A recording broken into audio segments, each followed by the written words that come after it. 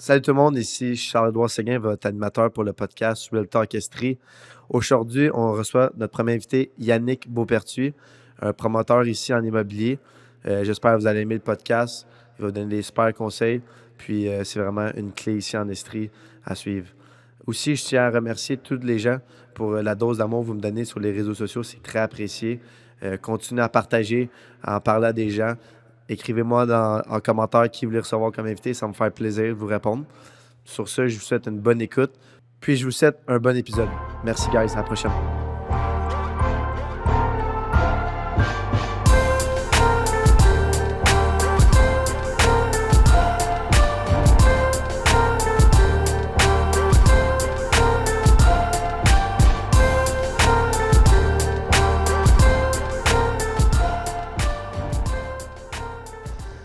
Bonjour, guys. Ici Charles-Édouard Séguin. On est au podcast Real Talk Estrie.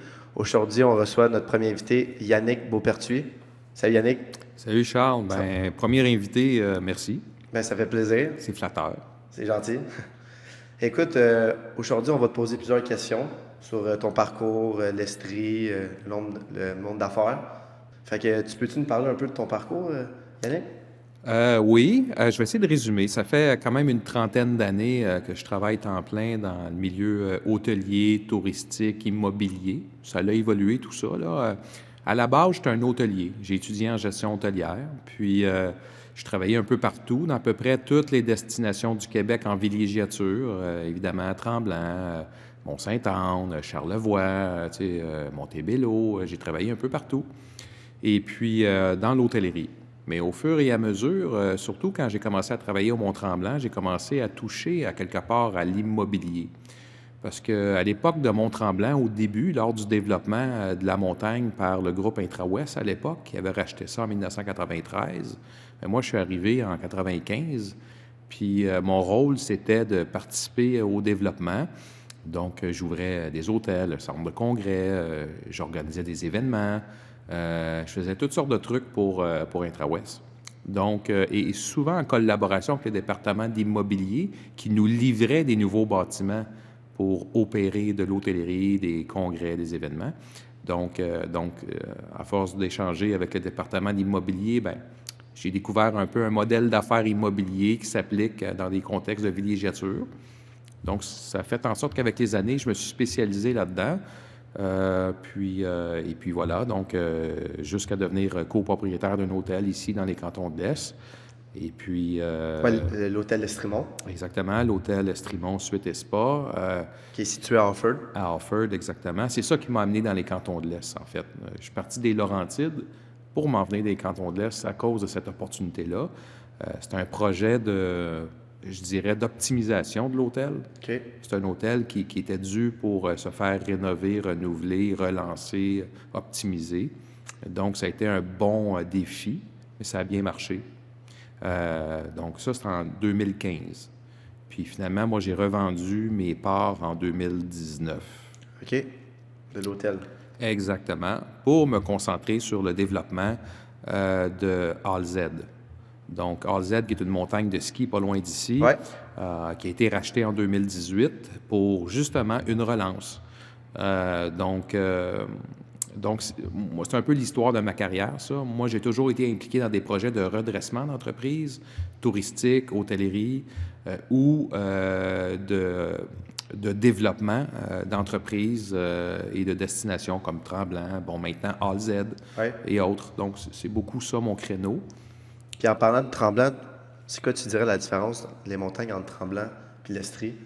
Ah boy, écoutez, évidemment, Mont-Tremblant, c'est unique, là. On s'entend, il y a beaucoup de densité là-bas. C'est très diversifié. Ils ont fait une montagne. C'est une destination internationale maintenant. Hein. Ils se mettent en marché au Mexique, en Europe, un peu partout. Que ce soit des acheteurs immobiliers ou des touristes, là-bas, il y en a de tous les coins de la planète. Donc, c'est vraiment un positionnement unique au Québec qu'ils ont. Mais je vais vous donner une petite confidence, là, dans le milieu touristique, on dit secrètement et discrètement que c'est la Baie James des loisirs. Okay. Parce que pour ceux qui sont assez vieux pour se souvenir des projets de barrage à la Baie James, c'était des projets très ambitieux à l'époque. Mont-Tremblant, c'est un peu la baie James des loisirs. Il y en aura juste un projet aussi gros en villégiature au Québec, et c'est celui-là. Peut-être d'autres, là. Il y a des projets comme le Géo-Lagon que j'ai vu passer, là, qui s'en viennent. Mais bref, donc c'est ça. Fait évidemment, ALZ, c'est une montagne très, très différente de toutes les autres au Québec. Ouais. Très privilégiée. Je suis très heureux de collaborer sur ce projet-là. Pourquoi? Bien, parce que c'est une montagne quand même, c'est le 5e dénivelé au Québec. C'est une des montagnes les plus importantes au Québec, mais qui est très peu achalandée. On a vraiment l'impression d'être dans un genre de petit resort privé. OK. Puis, il y a aussi, la montagne est située sur la rive du lac Memphremagog. Aussi, oui. Fait que, tu sais, donc on peut en profiter l'hiver, on peut en profiter l'été avec le lac. Les gens qui achètent des propriétés dans la montagne profitent d'un accès au lac directement.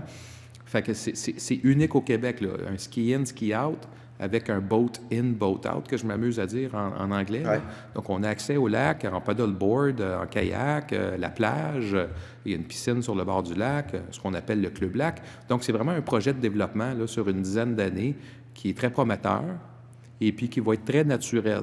Donc, tu sais, si on compare avec Tremblant ou avec des montagnes comme Bromont dans les cantons de l'Est, Bromont, c'est un autre style. C'est un autre style. C'est vraiment très effervescent. Il y a beaucoup de services. C'est quasiment une banlieue, là, à la limite. ALZ, on développe seulement 12 des terrains. Donc, ça va rester très naturel. OK. Puis ça, c'est très recherché, puis c'est très rare aujourd'hui. C'est rare que les gens savent cette statistique-là. Exact. Puis c'est très, très rare. Puis c'est à moins de 2 heures de route de Montréal. Donc, c'est quelque chose qui aura beaucoup de valeur dans le futur. Puis proche des Américains aussi, des douanes.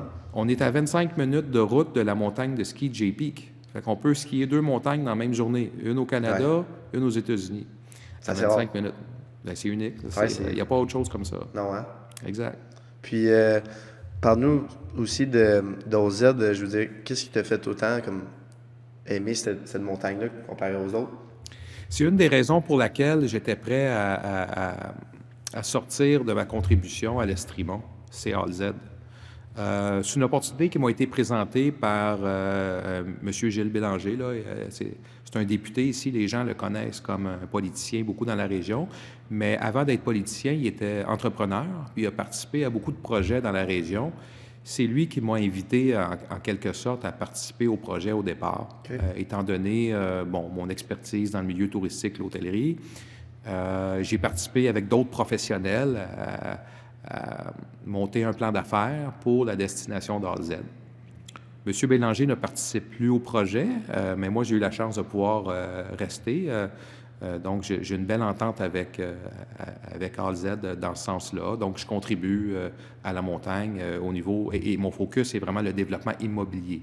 Au début, je contribuais à peu près tout, là, la révision de l'image de marque, le repositionnement touristique. J'étais étalé sur beaucoup de dossiers. Alors là, maintenant, j'ai la chance de me concentrer dans ce que j'aime le plus, donc le développement immobilier d'un centre de villégiature. Qui est à OZ. Exact. C'est bien. Si on revient à ton parcours un peu, j'avais une question qui est venue en tête. Pendant ton parcours, as-tu eu un coach, un mentor pour t'aider à pouvoir réussir tous ces bels exploits-là que tu fais? Ça, c'est quelque chose que je peux pas dire que j'ai eu un coach, un mentor en particulier. Non. Non. Cependant, je regrette de m'être retenu là-dessus parce que moi, j'invite les gens de solliciter. On peut solliciter quelqu'un puis dire j'aimerais ça que tu sois mon coach. Moi, j'ai jamais osé faire ça. OK. Fait que t'as appris... Ben, je l'ai fait une fois. OK. Tu sais quoi? Je l'ai fait une fois puis ça fait pas longtemps que je l'ai fait. OK. La personne m'a dit oui tout de suite. Et c'est une personne c'est un investisseur d'ALZ qui m'a dit oui. Évidemment, je le dérange pas trop. Si je suis vraiment mal pris, je vais l'appeler puis il va me donner un bon conseil, c'est sûr et certain. C'est un homme qui a une grande entreprise internationale, il est très occupé, il y a beaucoup d'employés, il y a beaucoup de gens à coacher lui-même de son côté. Donc, je me garde une petite gêne, mais il m'a dit, j'ai quand même demandé puis il m'a dit oui tout de suite. Alors, ça vaut la peine. Ouais. Mais sinon, je dirais c'est l'influence de certains amis. J'ai eu un ami... je l'ai encore, cet ami-là. D'ailleurs, ça fait juste trop longtemps que je ne l'ai pas vu, qui s'appelle Gilles Barbeau. Gilles, lui, il m'a beaucoup inspiré. C'est un coach OK. professionnel, OK. mais c'est aussi un entrepreneur lui-même. En plus, OK. Fait que moi, juste à le regarder aller, il m'a inspiré beaucoup, puis il m'a carrément coaché là, en tant que coach professionnel là, en affaires, et c'est un coach sportif également. Ouais. Donc, donc, je pourrais dire que oui, j'ai profité de coaching par l'entremise de mon ami Gilles.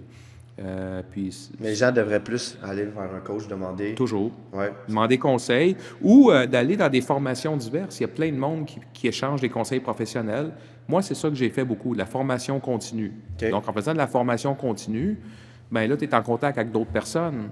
Tu sais, moi, j'ai fait mes licences de courtier immobilier, résidentiel et commercial pendant la pandémie.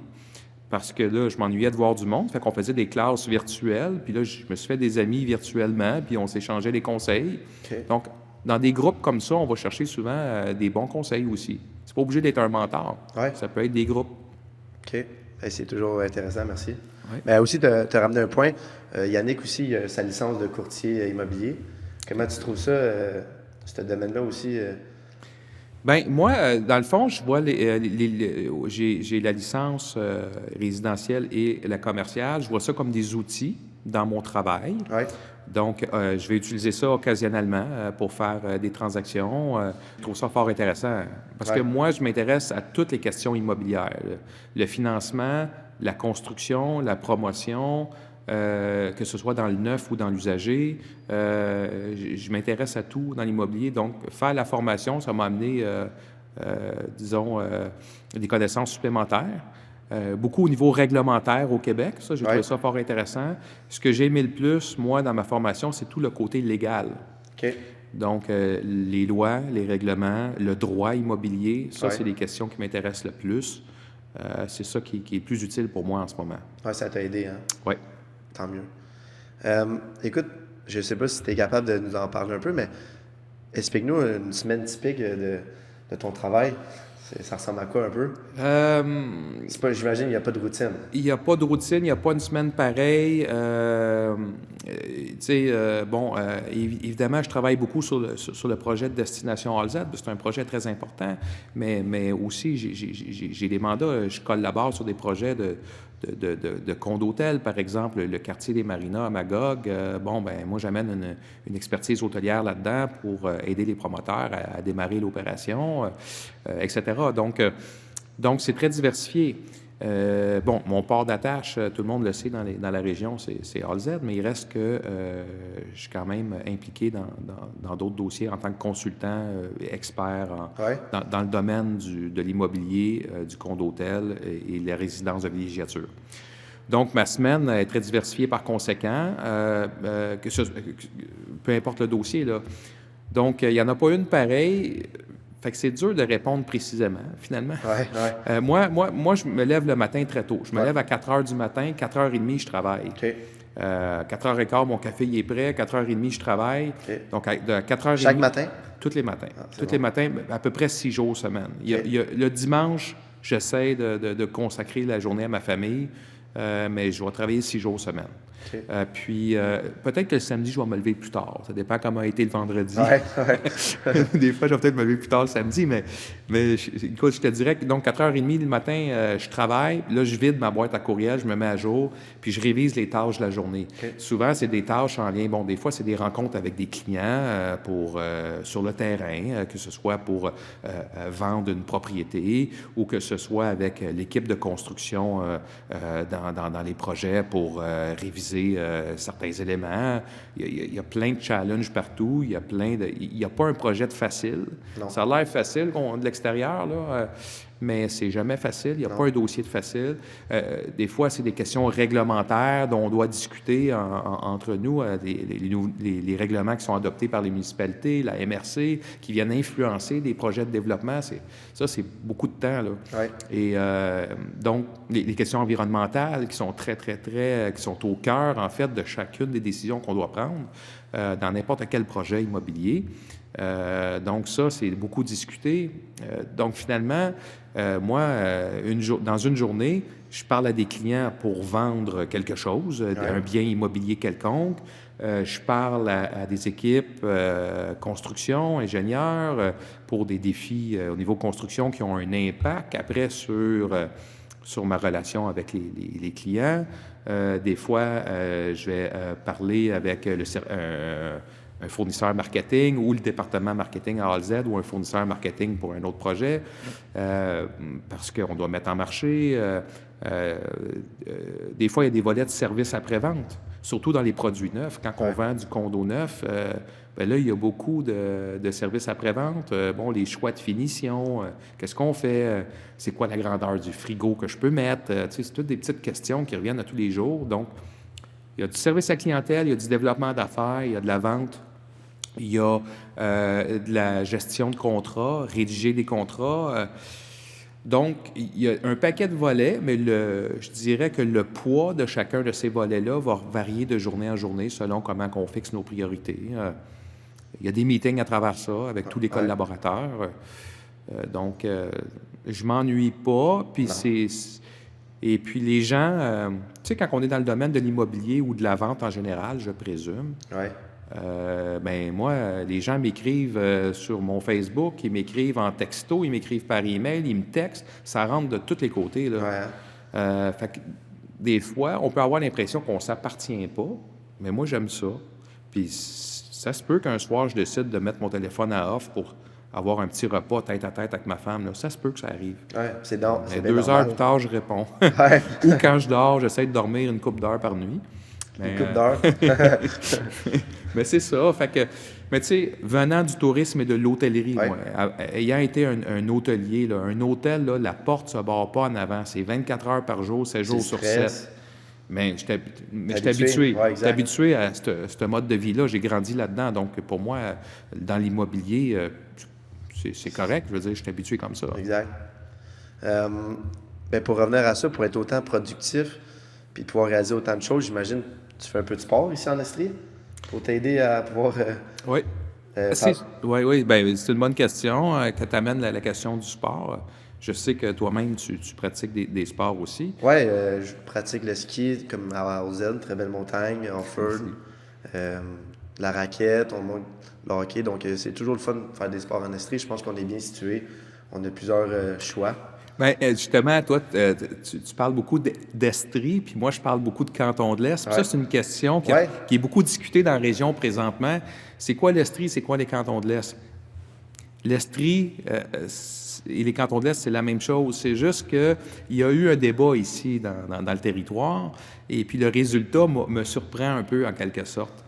Parce que l'Estrie, ça a toujours été comme étant la région administrative, si on veut. Il y en a qui utilisent l'Estrie, mais c'est le territoire, là, c'est correct.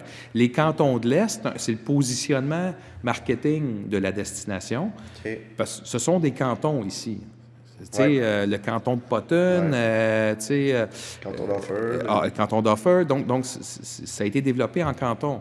Donc, c'est pour ça que Même New York Times l'a dit, canton de l'Est. New York Times l'a dit dernièrement. Il y a un bel article de New York Times qui met les cantons de l'Est de l'avant. Fait que le débat, il n'est pas réglé. À mon sens, à moi, il n'est pas réglé. Je suis allé dans une activité la semaine passée qui s'appelait Attractivité Memphremagog, qui a pour but de développer différentes initiatives pour attirer des résidents, des entreprises et des touristes dans la région. Et quand je suis arrivé là, on m'a remis un sac avec du matériel dedans. Puis sur un côté du sac, c'était marqué Canton de l'Est, puis l'autre côté, c'était marqué Estrie. OK. Fait que le débat n'est pas réglé, l'ambivalence est là, puis là, c'est rendu qu'on utilise les deux. Mais ce qui est le plus important à retenir, c'est pas ça, c'est que c'est juste que c'est beau, tu l'as dit, tu pratiques différents sports dans la région. Bien, moi aussi, mes sports que je pratique, c'est de la montée alpine en montagne, Off-Road, All-Z, le ski dans toutes les montagnes, Sutton, Bromont, All-Z et Off-Road. Je fais un peu de ski dans toutes les montagnes. Bien, je snowboard. Moi, je fais du snowboard. Planchiste, en français. Mais c'est ça. Puis, évidemment, je m'entraîne. Là. Je vais au gym, je me tiens en forme, je mange bien parce qu'on a besoin de beaucoup d'énergie. Quand on rencontre des clients qui veulent acheter une propriété qui vaut une fortune aujourd'hui, t'es mieux d'être en forme. Puis tu veux pas... tu veux juste physiquement, mentalement aussi. Mentalement, tu veux être sharp. Tu veux pas être fatigué puis te donner une moitié de ta compétence à ton client parce que tu es fatigué. Donc, c'est important pour nous autres, dans le service à la clientèle ou dans la vente ou dans n'importe quoi, en fait, C'est comme un sport. Le travail, c'est comme un sport. Ouais. Tu sais, il faut que tu sois, quand tu t'embarques sur la glace, il faut que tu sois sharp, il faut que tu sois en forme. Fait que bien manger, s'entraîner, prendre soin de soi, dormir autant que possible, des bonnes nuits. Mais dans le monde des affaires, des fois, c'est plus difficile. Hein? Des nuits qu'on se réveille parce qu'on a une idée ou on a un problème à régler, puis on arrive à mal dormir. Mais bon, ça fait partie du jeu. Mais c'est ça. Donc, c'est un peu comme un sport. On embarque sur la patinoire, puis il faut scorer des buts. Ouais. Ou il faut arrêter des rondelles, ou, tu sais, puis il faut travailler en équipe avec les autres.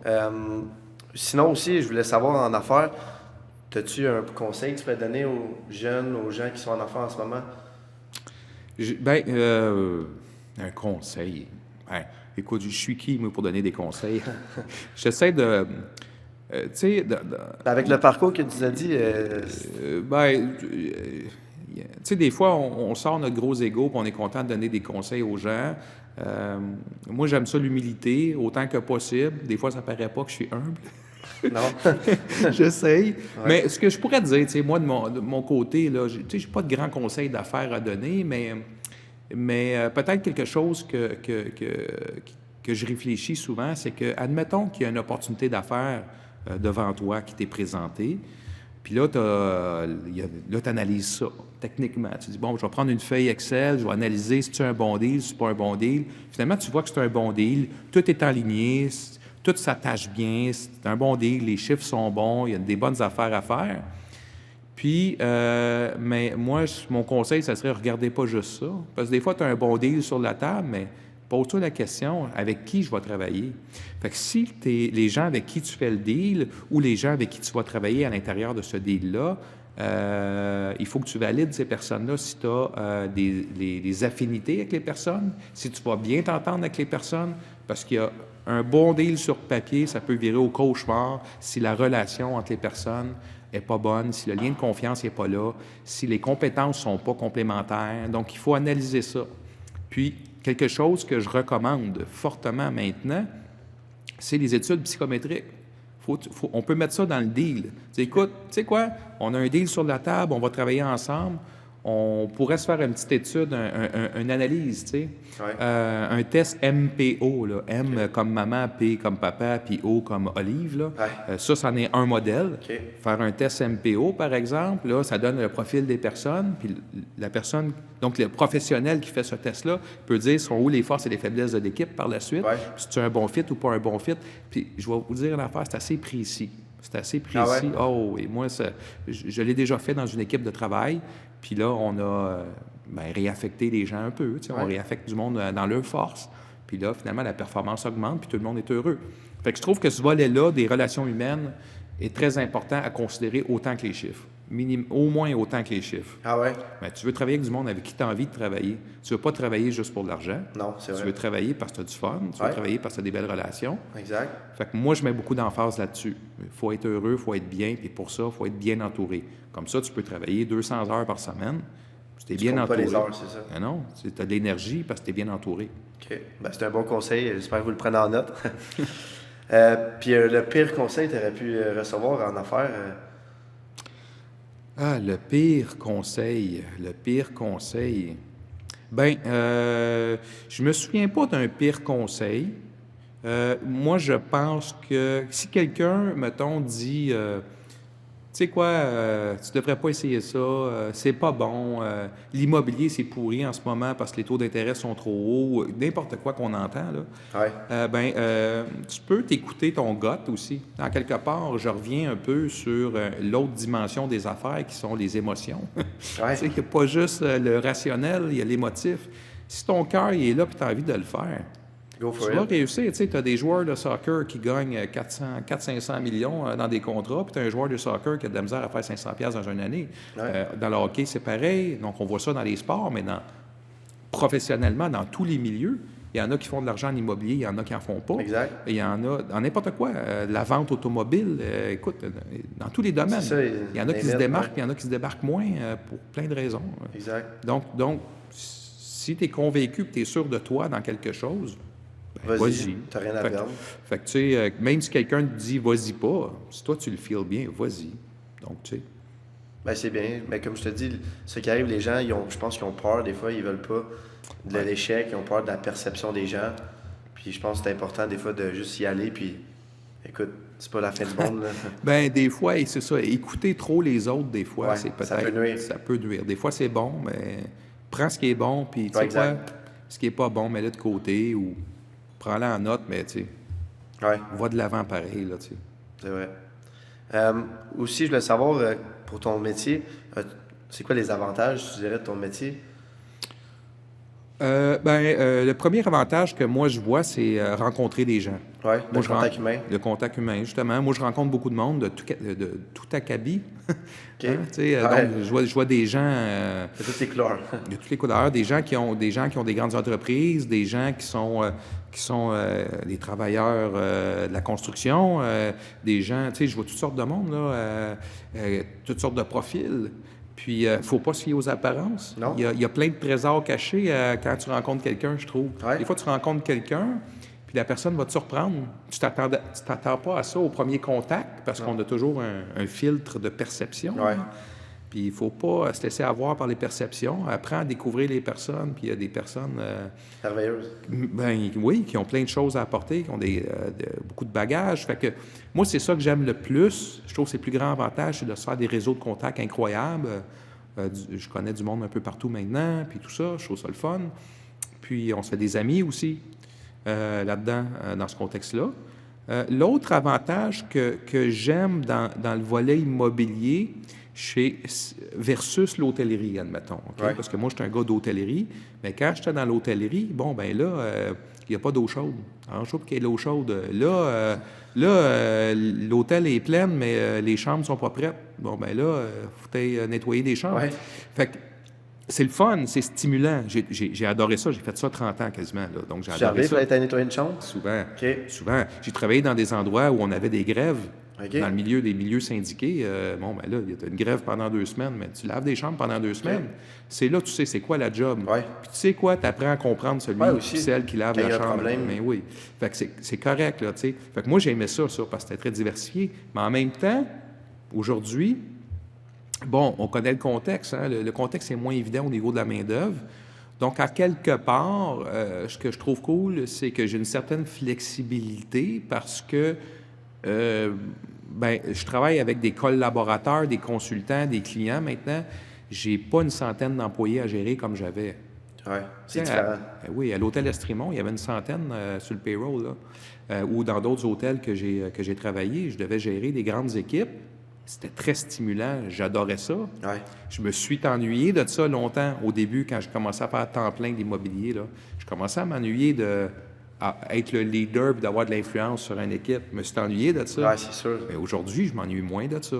Parce que là, je trouve mon fun ailleurs. Oui. Quelque part, je vais toujours trouver mon fun à quelque part. Ouais. Peu importe c'est quoi.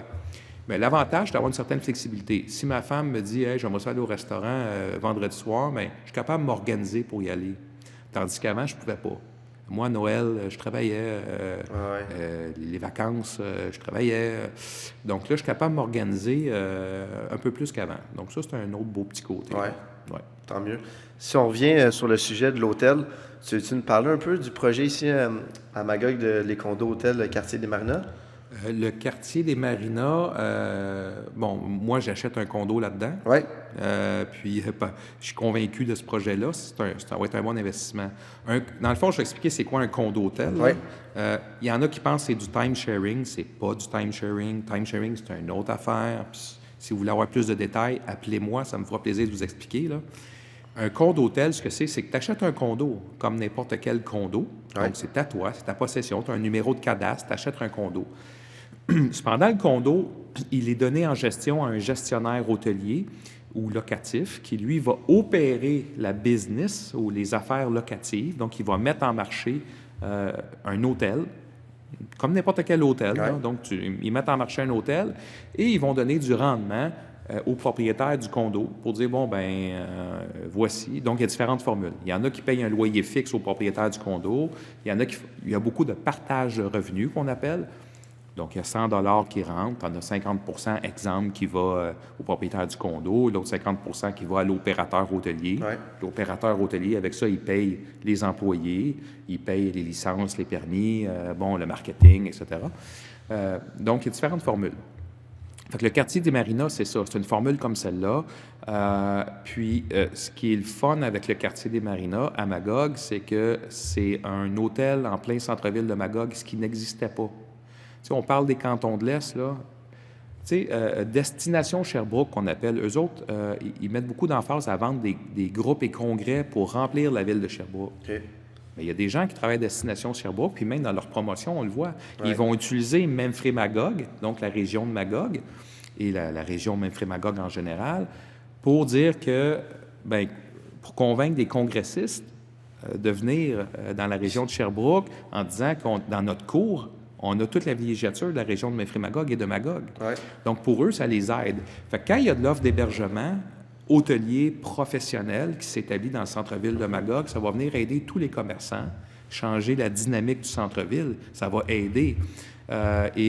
Donc, cet hôtel-là aura, je l'appelle, c'est des condos, mais j'appelle ça un hôtel, parce que ça va être vraiment opéré comme un hôtel. Bien, il y a un pied dans le centre-ville, puis il y a un pied dans la villégiature. Il est sur le bord du lac Memphremagog. Il y a une marina en face. Je peux pas demander mieux. On peut pas demander mieux. Puis là, il y en a qui vont rire parce que je m'amuse à dire que ça va être comme un mini Monaco. Ouais. OK, je sais, je veux pas faire réagir trop les gens non plus là-dessus, mais parce qu'il y a la marina en face qui a été achetée par le même groupe de promoteurs. Et puis là, ben tout ça, ça va créer une offre bien intégrée d'hébergement touristique avec la location de sidoux électriques. By the way, ils vont avoir des sidoux électriques, des pontons. Au lieu de louer un ponton à la journée, tu peux peut-être acheter juste une place dans le ponton en forfait avec ton hébergement. Fait qu'il y a tout ça qui va venir dans le centre-ville de Magog avec le projet. Fait que ça va être vraiment fantastique. Les touristes vont bien aimer, je pense. Ah oui, c'est une offre unique d'avoir un condo d'hôtel centre-ville avec un pied sur le lac Memphremagog, avec un accès privilégié à une marina. Je vais donner un exemple. Quelqu'un qui aime la pêche, un pêcheur, il va arriver, il va pouvoir mettre son bateau à l'eau dans la rampe d'accès privé du quartier des Marinas. Ouais. C'est dur d'avoir accès à des lacs au Québec, là. Ouais. Mais le quartier des Marinas a sa rampe d'accès privé. Fait qu'il va descendre la rampe d'accès privé, pas de line-up, pas de file d'attente. Mais ça là, il va à sa place de quai pendant 4 jours. Il reste à l'hôtel 4 jours. Il a son bateau au pied de l'hôtel. Puis il peut partir pêcher le matin à 5 heures du matin vers All-Z. Ouais. Pourquoi? Parce qu'à All-Z, il y a des bancs de poissons. Là. Il y a une fissure proche des États-Unis. Là. Ouais, Puis les bancs de poissons se tiennent là. OK. Fait que tous les pêcheurs sont là. Donc, il prend une belle ride de bateau vers All-Z.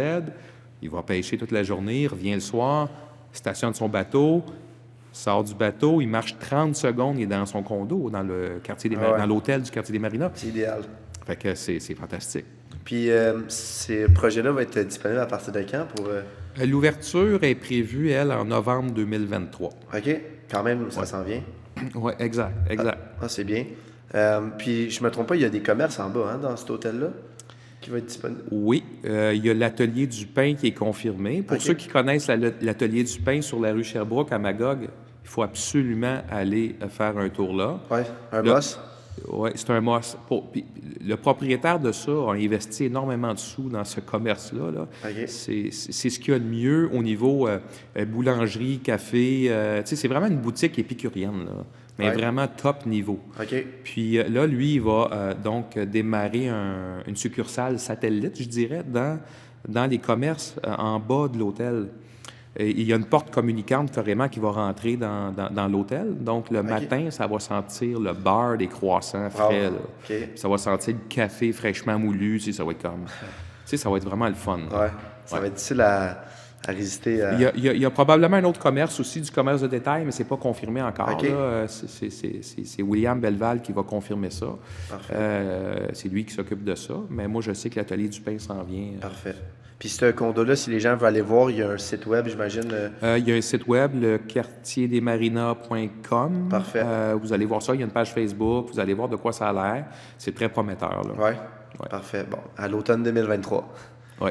Je voulais savoir aussi comment tu trouves ça, le mix, le monde des affaires avec la famille. C'est une bonne question parce que j'ai du vécu dans ce sens-là. Bon, moi, j'ai ma firme de consultation, ça s'appelle RevMax, R-E-V-M-A-X. Il y en a qui disent, c'est RêveMax. Il y en a qui le prennent comme ça. Je dis, OK, tu peux le prendre comme ça, RêveMax. Si tu peux réaliser ton rêve dans les cantons de l'Est, puis je peux t'aider à y arriver, tant mieux. Mais RevMax, c'est un terme technique. J'avais des associés dans l'hôtellerie avant qui, eux, leur compagnie, c'était RevPAR, R-E-V-P-A-R. Ça, c'est un terme utilisé en hôtellerie pour l'optimisation des revenus des chambres. Okay. Revenue per available room, qu'on appelle. Puis, il y a un autre terme technique qui est RevMax, c'est l'optimisation des revenus. Okay. Fait que moi, dans le fond, ma firme, ce qu'elle fait, c'est que son but, c'est d'optimiser le rendement pour les promoteurs, les investisseurs, optimiser le rendement aussi pour des acheteurs immobiliers. Bon, moi, je suis là pour optimiser les affaires. Ouais. C'est un peu ma spécialité. Puis, évidemment, dans la firme, il y a ma femme qui est associée. Dedans. Josée. On la salue. On la salue, on salue Josée. Puis, Josée, elle, de son côté, se spécialise dans le développement commercial. Okay. Comme par exemple, là, le mandat principal dont elle s'occupe, c'est avec le groupe La Roche. Fait que, donc, ce qu'elle fait, c'est qu'elle va chercher donc des locataires commerciaux pour développer des services de proximité dans différents quartiers de la région des cantons de l'Est. Donc, Groupe La Roche possède beaucoup de terrains et développe les terrains avec un Starbucks, une station d'essence et d'autres commerces de proximité. Donc, Josée se spécialise là-dedans. Donc, elle fait ça à l'intérieur de la firme. Et puis, on travaille en équipe toujours, on s'échange des idées, des conseils. Et puis, peut-être qu'il y a d'autres personnes qui joindront la firme si jamais il y a d'autres mandats qui se présentent très, très demandants. On va agrandir l'équipe, tout simplement. On a un paquet de collaborateurs autour de nous avec qui on travaille. Ouais. Fait que c'est ça. Et puis, donc, dans ce contexte-là, c'est facile de travailler avec sa famille. Moi et Josée, on s'entend très bien. Ça fait 25 ans qu'on est ensemble. On a 2 enfants. Tout va bien. Puis, on est très complémentaires. Fait qu'on ne s'ostine pas. On a chacun notre place. On a chacun nos dossiers précis. Puis ça va très bien. Cependant, je peux vous dire que j'ai vécu des épisodes, et surtout Josée, dans le fond, a vécu ça, des épisodes. Avec l'hôtel Estrimont, reprendre un hôtel puis le mettre à sa main, mettre une business à sa main, c'est un défi parce que là, évidemment, il faut toujours s'attendre à des changements parce que tu as le nouveau dirigeant qui arrive puis qui veut mettre sa personnalité puis qui veut donner un rythme qui lui ressemble, dans le fond. Ouais. Fait que oui, les équipes de direction ont bougé, ça a influencé les employés, ça a influencé tout le monde. Et puis, moi, à la direction des ventes de l'hôtel, je voulais avoir ma femme, pas pour lui donner une job, mais parce que je savais de quoi elle était capable. Mais le défi, ça a été qu'elle avait 0 expérience en hôtellerie. Okay. Mais c'est une femme qui avait... L'ambition. Non, mais elle avait une très belle feuille de route en développement des affaires.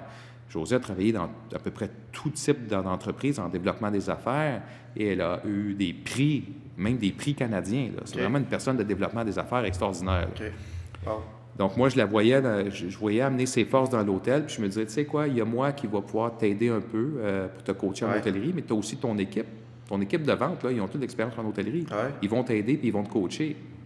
Dans la vraie vie, il y en a qui l'ont aidé, qui l'ont coaché, mais il y en a beaucoup qui ont dit, c'est la femme du boss. Ah ouais. Fait que la femme du boss, ça c'est tough. Ouais. La femme du boss... C'est perçu comme ça. Ouais, ça a été tough pour elle psychologiquement, ça a été très difficile d'être la femme du boss. Puis pour le boss, c'est de défendre sa femme, puis de dire, non, je me trompe pas. Puis que tout le monde pense que tu as mis ta femme là pour lui donner une paye. Ça aussi, c'est tough. Ouais, c'est toi tough. aussi. Ouais. C'est tough. Mais finalement, il y en a qui ont vu ses qualités, puis... la perception a changé. La perception a changé, puis ça a bien été. Elle a amené beaucoup de structure, elle a amené toutes ses qualités dans l'organisation. Et puis, finalement, l'hôtel a performé. Là. Ouais. Je veux dire, oui, on a fait tu sais, je pense qu'on a été 36 jours à 100% d'occupation. La dernière année qu'on était là, c'était un record. Plein tous les jours. Là. C'est rare qu'on voit ça. Félicitations. Donc c'est ça. Non, c'est bien. Puis aujourd'hui, l'Estrimont fonctionne toujours pour les gens qui veulent venir ici faire de l'hôtel. Oui. Puis bon, ils ont repris. J'ai vu qu'ils avaient repris. Moi, j'ai plus aucune implication là-dedans, mais ça reste un très bel hôtel qui est très bien géré, avec une belle équipe. Puis, ils ont repris leur brunch du dimanche. OK. Ça, c'est un classique dans les cantons de l'Est ou en Estrie. Ouais. On va toujours revenir sur ce débat. C'est le brunch du dimanche de l'Estrimont. OK. Il est dur à battre, là. Ouais. C'est vraiment... Ouais. C'est vraiment... faut aller voir ça. Et puis, sinon, vous pouvez aller passer une journée là aussi. Vous n'êtes pas obligé de louer une chambre pour être dans un hôtel. Le monde souvent pense les gens pensent qu'il faut louer une chambre pour profiter des services d'un hôtel. Mais tu sais, il y a des spas, il y a un restaurant, il y a un Amérispa aussi là-dedans. Donc, vous pouvez profiter des services sans louer une chambre, allez-y. Là, tu sais. Donc, moi, je recommande, faites ça dans les hôtels de la région, profitez-en. Oui, je pense que c'est une recommandation que les gens, je pense, qui n'étaient pas au courant. Merci. On voulait savoir, est-ce que tu as un plan pour ta retraite? Ça ressemble à quoi un peu dans l'avenir? Un plan de retraite? Non, j'ai pas de plan de retraite. J'ai pas de plan de retraite. Peut-être que je tiens mon père là-dessus. Mon père, il va avoir 80 ans en juin, puis il travaille encore. OK. Par choix. Ça fait longtemps qu'il aurait pu prendre sa retraite. Mais lui, c'est un consultant aussi, comme moi, spécialisé dans le milieu maritime. OK. Je vais lui donner beaucoup de qualités, là, mais j'ai appris à connaître mon père dans les dernières années. Je ne l'ai pas vu beaucoup au début de sa carrière parce qu'il n'était jamais là. Il a travaillé partout dans le monde. OK. Mais c'est une sommité dans son domaine. C'est une référence. Fait qu'aujourd'hui, il a 80 ans, puis il travaille comme consultant pour différentes firmes dans le milieu maritime. OK. Parce que ça le tient éveillé, parce qu'il aime ça, puis il est en demande, fait qu'il en profite. Fait que moi, tu sais, peut-être que je vais ralentir à un moment donné, oui, mais je vais toujours essayer de me garder stimulé professionnellement par des défis. Donc, je vais toujours travailler un peu quelque part. Ouais. Tu sais, fait que retraite, ralentir, oui, un jour. Retraite, je pense pas. Non. Non, Peut-être voyager. Voyager le plus possible. J'aimerais ça voyager de plus en plus. C'est ça, j'ai plus des objectifs comme ça que de prendre ma retraite. C'est de dire, bon, OK, il faut que je m'organise pour voyager plus. Bon. Mais quand on est en Estrie, c'est difficile de voyager. On est tellement bien ici que... La région, moi, je ne repartirais pas. Hein. Non. Je l'ai dit au début de l'entretien, c'est que j'ai travaillé un peu partout en villégiature au Québec. Ouais. C'est toutes des très belles régions, Ouais. mais je ne quitterai plus les cantons de l'Est. Non. Ça va rester ici. Le lac, les montagnes, le terroir des cantons de l'Est, c'est le plus riche terroir du Québec. Là. Je veux dire, on a des vignobles ici. Ouais. On a beaucoup de richesses au niveau du terroir. Fait que, tu sais, puis le territoire est vaste, est très diversifié. Il y a beaucoup de villages. Puis les lacs et montagnes, puis on n'est pas loin des États-Unis. Donc, On est proche de tout. C'est vraiment super. Les restaurants aussi sont super bons. Oui, il y a des bonnes tables ici, assurément. Oui. Il y en a plusieurs. Si on revient au début, vraiment, quand tu étais plus jeune, si tu ne ferais pas ce métier-là d'aujourd'hui, avais-tu un autre métier que tu rêvais ou tu avais un rêve d'enfance que tu voulais réaliser? Bien, tu sais, quand on est jeune, on ne sait pas tout ce qui existe comme possibilité de carrière. Là. Ouais. Même aujourd'hui, il y a tellement d'affaires insoupçonnées, là, tu sais. Mais moi, c'est un classique chez nous, je te dirais. Moi, j'aurais voulu être pompier ou policier. J'aurais eu une tendance à aller plus pompier. Ouais. Mais à l'époque où moi, j'avais l'âge d'aller à l'école des pompiers, c'était extrêmement contingenté. Puis il fallait être physiquement parfait, là. Puis moi, j'ai un œil qui ne s'est pas développé, donc je suis presque aveugle d'un œil. J'ai une scoliose dans le bas du dos depuis, fait que j'étais mal en point pour passer les tests physiques, puis être... donc, c'est pas ça qui est arrivé. Fait que finalement, de fil en aiguille, à force de travailler dans les restaurants, j'ai commencé comme laveur de vaisselle. Mais je me faisais encourager, je me suis fait dire que j'étais bon. Ensuite, boss-boy, serveur. Fait que j'ai monté les échelons dans l'hôtellerie. À force de me faire encourager par des clients, des employés, des patrons, j'ai persévéré dans ce domaine-là. Puis ça m'a amené à faire de la promotion touristique et maintenant du développement immobilier dans des contextes touristiques et villégiature. Donc, ça m'a fait évoluer. Parfait. Puis je suis bien heureux de mon sort. Oui, je pense que c'est bien, mais merci. En ce moment, tu pourrais-tu nous parler de tes quelques projets que tu as en Estrie? Je sais que tu as parlé d'OZ, Quartier des Marinas. Il y avait d'autres projets intéressants? Il y avait Mountain Living. Des projets intéressants. J'ai des projets personnels. Mountain Living, c'est ma femme qui s'en occupe. C'est vraiment mtnliving.ca. C'est vraiment un gestionnaire de propriété en villégiature. Donc, il gère la location, l'entretien ménager. On peut faire de la gestion de propriété. C'est José et des partenaires qui s'en occupent, dont toi-même, d'ailleurs. Ouais. Et puis, donc ça, c'est prometteur pour l'avenir parce qu'il y a beaucoup de développement et de besoins de services professionnels en location touristique. Puis, il n'y en a pas tant que ça. Dans la région, il y en a, là, mais... Donc, c'est ça. Fait que ça, c'est un projet c'est un petit bébé qui ira loin, un petit train va loin, comme on dit. Exact. Sinon, j'ai des projets personnels. Moi, dans les cantons de l'Est, il faut que je me construise une maison. Là, je suis locataire en ce moment, mais on a un terrain prêt à construire qu'il faut développer. Fait que j'ai des projets personnels. Sinon, je me concentre sur ce qu'on a discuté jusqu'à maintenant. Ouais. C'est suffisant. C'est des gros projets. C'est suffisant, oui. Puis, il y a un paquet d'autres projets qui vont venir dans les cantons de l'Est qui attirent ma curiosité. Le Géolagon, là, on entend parler beaucoup avec monsieur Mascotte. OK. Allez voir ça, Géolagon sur Internet, vous allez voir, il y a beaucoup d'encre qui a coulé là-dessus. OK. Parce que c'est vraiment de développer des destinations où il y aura des bassins d'eau thermiques et qui va générer l'énergie nécessaire pour alimenter des résidences de villégiature à proximité de ces géolagons-là. Okay. Donc, je préfère laisser M. Mascotte expliquer. Il est très, très bon pour vulgariser son concept, mais il vient d'obtenir du financement important dernièrement, donc ça confirme les projets.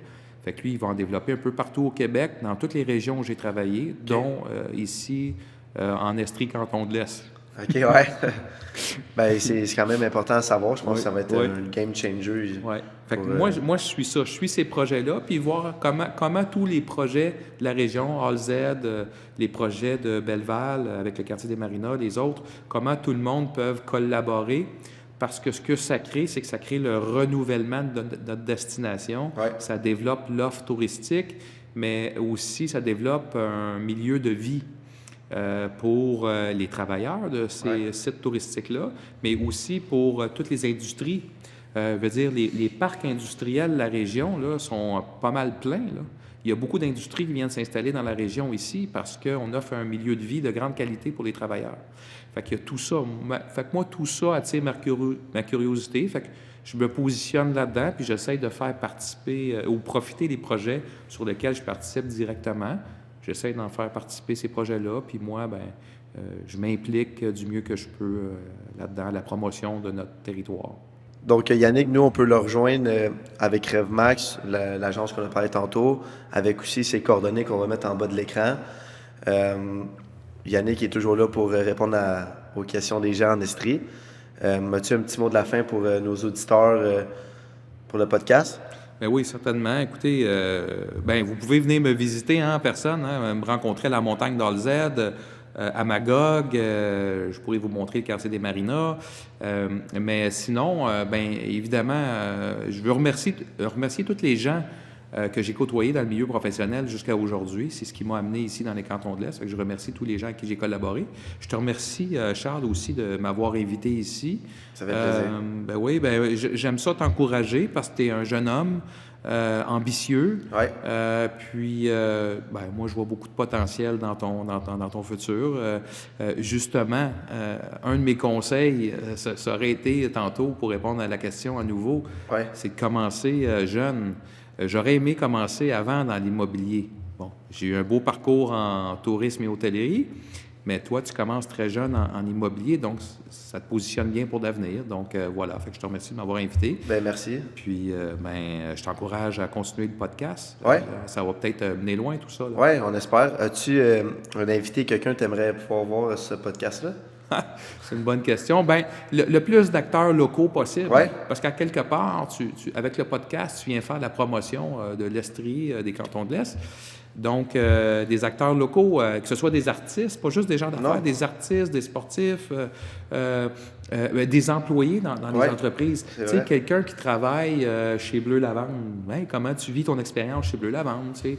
Des fois, ça peut être des gens qui sont vraiment sur le plancher des vaches à rencontrer la clientèle Ouais. puis, qui viennent fréquenter la région, ça pourrait être intéressant. Tu sais. C'est vrai, c'est une bonne chose. Fait que c'est à noter. Un gros merci à tout le monde. Donc, l'épisode sera disponible sur toutes les plateformes Spotify, YouTube, Instagram et Facebook. Puis, je vous remercie encore. Merci beaucoup de Plaisir. ton temps, Yannick. On sait que c'est précieux. Donc, sur ça, on se voit à la prochaine, guys. Salut!